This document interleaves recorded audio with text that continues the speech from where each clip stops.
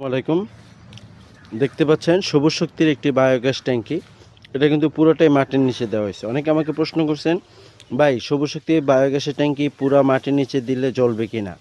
ওনারা কিন্তু গত 2 বছর আগে এই প্ল্যান্টটা বসাইছে এবং ওনারা এখান থেকে গোবর পানি দেয়। আর এইখান থেকে হচ্ছে আপনার উপরের থেকে এই যে লাইন ওনাদের রান্নাঘরে নিয়েছে। এরা 2টা চুলা জ্বালায়, ছোট পরিবার যেহেতু 2টা ছোট পরিবার চলে। আর এটা বরিশাল গৌর নদীতে বসছে।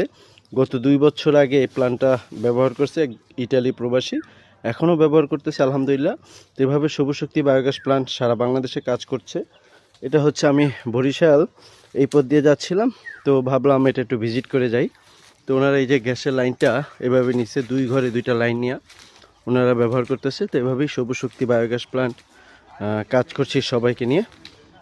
যদি কোনো সবুজ শক্তি বায়োগ্যাস প্ল্যান্ট সম্পর্কে কারো জিজ্ঞাসা থাকে অবশ্যই নিচে দেওয়া নাম্বারে যোগাযোগ করবেন।